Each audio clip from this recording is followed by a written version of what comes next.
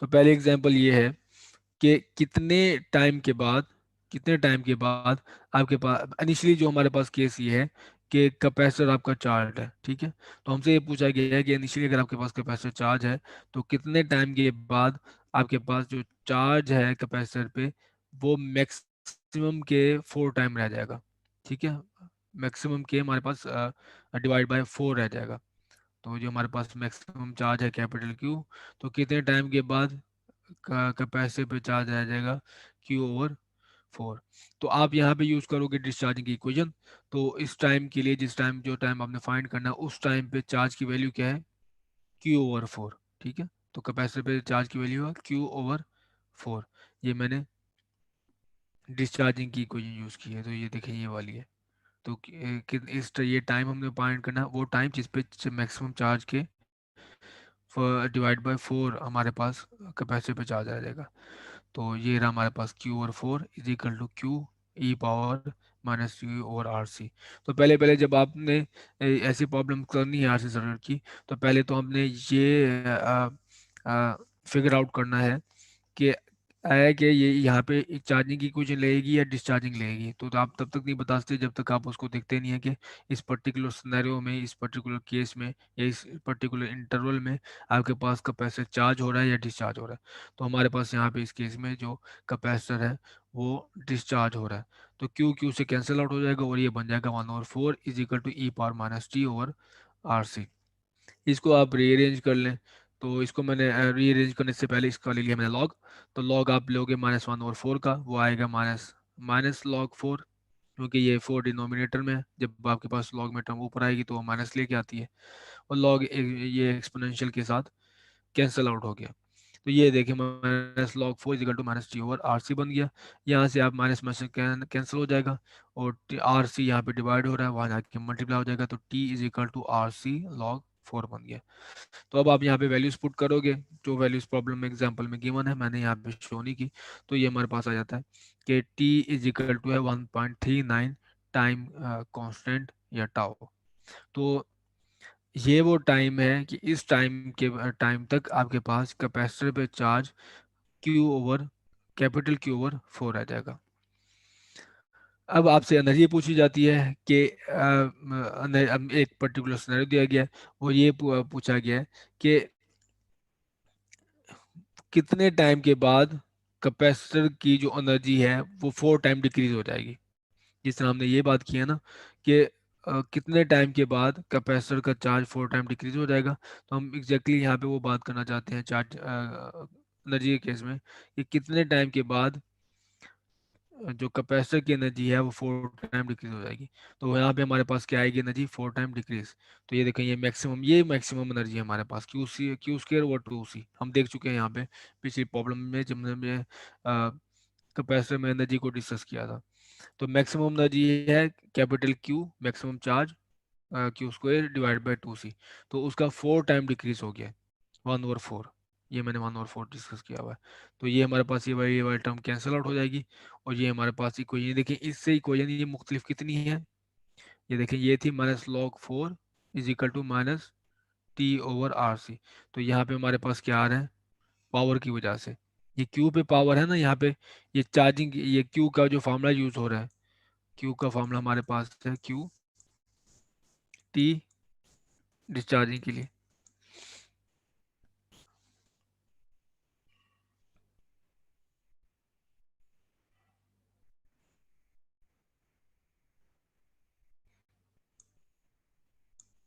Q e⁻−T/RC।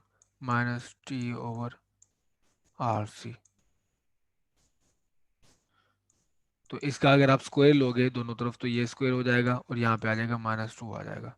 और इधर भी स्क्वायर हमारे पास, ठीक है, दोनों तरफ हमने स्क्वायर लिया।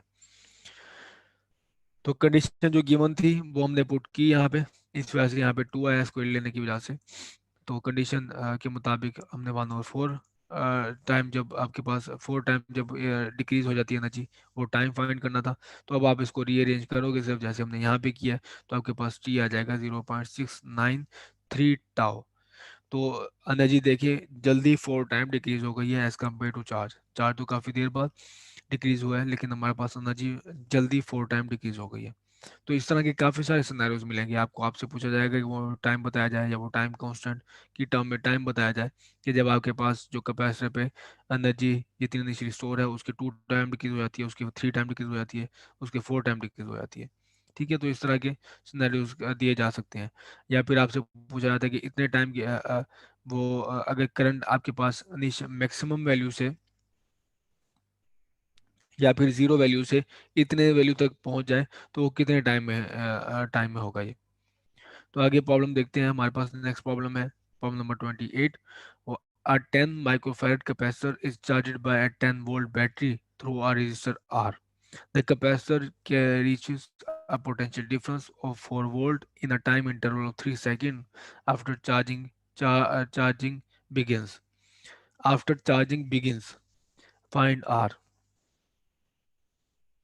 तो इसमें हम जगह दो स्ट्रॉन्ग इंडिकेशन है। पहले ये हमारे पास एक कैपेसिटर चार्ज हो रहा है, ठीक है, R 10 microfarad capacitor charge by 10 volt battery through resistor R. तो इक्वेशन यहाँ पे जो यूज होंगी वो यूज होंगी हमारे पास चार्जिंग की। ठीक है, तो ये पहली तो आप यहाँ से ये पता चल रहा है। और दूसरी चीज़ हमारे पास के हम जो प्रॉब्लम है हमसे ये डिमांड करी है कि ये जो कैपेसिटर जो आरसी सर्किट है उसमें जो बैटरी है उसका पोटेंशियल डिफरेंस है 10 वोल्ट, और 3 सेकंड के बाद इनिशियली कनेक्ट करने के बाद 3 सेकंड के बाद आपके पास जो पोटेंशियल डिफरेंस है क्रॉस द कैपेसिटर वो 4 वोल्ट हो जाता है। तो आप बताओ कि आर क्या है। तो अगेन वो जो हमारे पास चार्जिंग की इक्वेशन है वो आई की, उसके दोनों तरफ आप आर मल्टीप्लाई कर दें तो आपके पास V is equal to I R वाला फार्मूला बन जाता है। ठीक है, तो जो इक्वेशन थी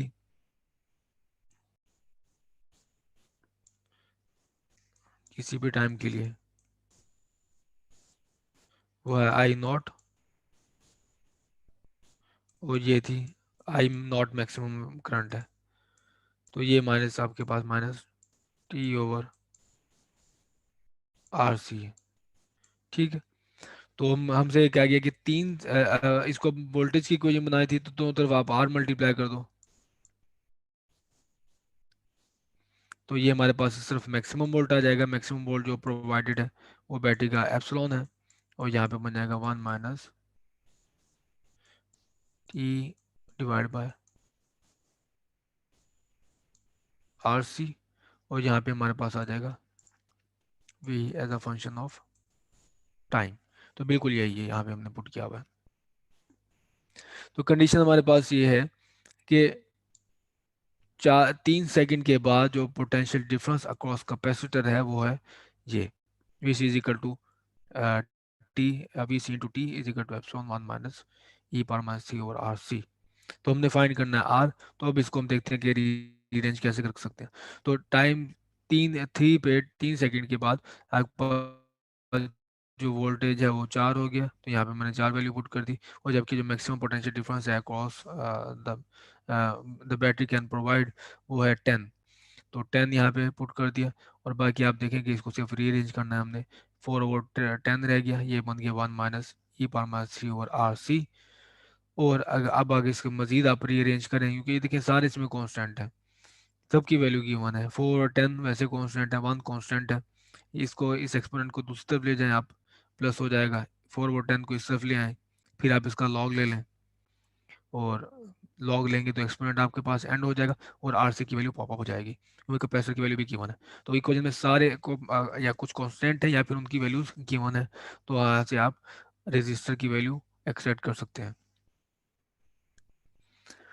प्रॉब्लम नंबर 29 है, और प्रॉब्लम नंबर 29 है हमारे पास 2 nano farad capacitor with an initial charge of 5.10 micro coulomb is discharge through a 1.3 kilo ohm resistor.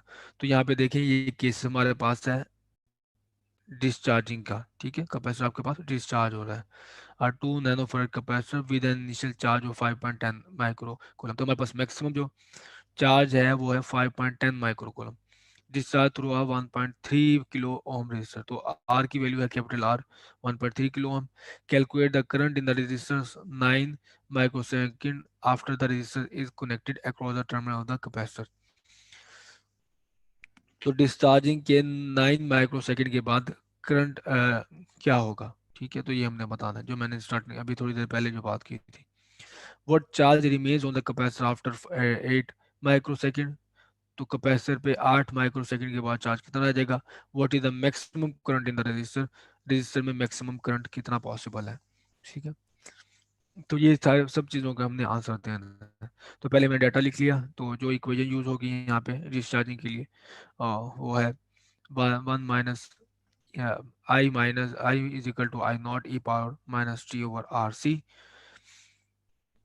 Capacitor है 2 नैनो, और मैक्सिमम चार्ज है 5.1 माइक्रो। और हमारे पास रजिस्टर है 1.3 किलो ओम। तो पहला क्वेश्चन ये है कि 9 माइक्रो सेकंड के बाद करंट क्या होगा। तो आप इसमें पुट कर दें। इसमें मैंने पहले यूजफुलनेस के लिए हमारे पास जो मैक्सिमम करंट है वो फाइंड कर लिया है। तो मैक्सिमम करंट है is equal to I naught is equal to Q over R C. तो क्यू की वैल्यू मेरे पास गिवन है, आर की वैल्यू भी गिवन है, सी की वैल्यू भी गिवन है, और वो मैंने यहाँ पे पुट कर दी और वो आ गया 1.96 एम्पियर। अब अगर आप 9 माइक्रो सेकंड के बाद बात करें, तो आप ये जो इक्वेशन गिवन है इसमें सिर्फ टाइम की वैल्यू पुट कर दें। 9 माइक्रो ये यहाँ से, तो 9 माइक्रो सेकंड पुट कर दें। यहाँ पे मैक्सिमम करंट आ गया, मैक्सिमम करंट 1.96। चूँकि डिस्चार्जिंग हो रही है तो यहाँ पे नेगेटिव है, और e power 9 multiply 10 to the power -6 divide by 1300 multiply by 2 multiply 10 to the power -9। तो ये सारी वैल्यू गिवन है। ये है सी की वैल्यू 2 नैनो फैरड है, ये 1.3 किलो है, और ये हमारे पास टाइम है जो कि 9 माइक्रो सेकंड है। तो ये सिर्फ वैल्यू पुट करेंगे कैलकुलेटर में, और आपके पास इतने टाइम के बाद 9 माइक्रो सेकंड के बाद करंट आ जाएगा जो 61.6 मिली एम्पेयर है। अब अगर आप चार्ज की बात करेंगे 8 माइक्रो सेकंड के बाद चार्ज कितना रह जाएगा, तो आप यही इक्वेशन यूज करेंगे डिस्चार्जिंग की। ये इक्वेशन है, तो maximum charge capital Q E power minus T over R C. तो यहाँ पे आर सी की वही वैल्यू है जो पहले हमने यूज़ की है, और लेकिन हमारे पास इस बार टाइम है 8 माइक्रो सेकंड। तो 8 माइक्रो सेकंड हमने यहाँ पे पुट किया। अगेन आप कैलकुलेटर को यूज़ करते हुए इसकी वैल्यू फाइंड कर लोगे कि 8 माइक्रो सेकंड के बाद जो आपके पास चार्ज है उसकी वैल्यू रह जाएगी 0.235 माइक्रो। और करंट मैक्सिमम मैं बता चुका हूँ स्टार्टिंग में, वो है 1.96 एम्पेयर। प्रॉब्लम नंबर 32 है। In the circuit of fig, इस सर्किट में हमारे पास the switch S has been open for a long time. ठीक है, काफ़ी देर के लिए हमारे पास जो स्विच है ये वाला ओपन है। It is then suddenly close, यानी कि काफ़ी देर के लिए हमारे पास जो है वो ओपन था ये स्विच। इसका मतलब है हमारे पास सिर्फ चार्जिंग हो रही है। ये याद रखें, देखिए चार्जिंग हो रही थी। तो हमें क्या मिली इनिशियली कंडीशन, कि चार्ज कैपेसिटर मिला है। तो it is done suddenly close, तो जैसे ही हमने फोन इसको क्लोज कर दिया। डिटरमिन द टाइम कांस्टेंट, तो टाइम कांस्टेंट बताना है before the switch is close and after the switch is close. तो पहले आपने बताना है कि टाइम कांस्टेंट क्या होगा, और अब जब बाद में जब आपने स्विच क्लोज कर दिया तब आपके पास टाइम कांस्टेंट क्या होगा। Let the switch be close at T is equal to zero. तो आप टाइम जीरो दोबारा फिर सिनेरियो लें आप, कि टाइम जीरो आप तब लेना है कि जब आपने स्विच क्लोज किया। Determine the current in the switch as a function of time. तो स्विच में यानी कि इस ब्रांच में इधर इस पॉइंट पे इधर आपके पास करंट क्या होगा ये आपने डिटरमिन करना है। तो इस प्रॉब्लम को आप देखें, सॉल्व करें, तो देखिए आपके पास रिजल्ट्स क्या आते हैं।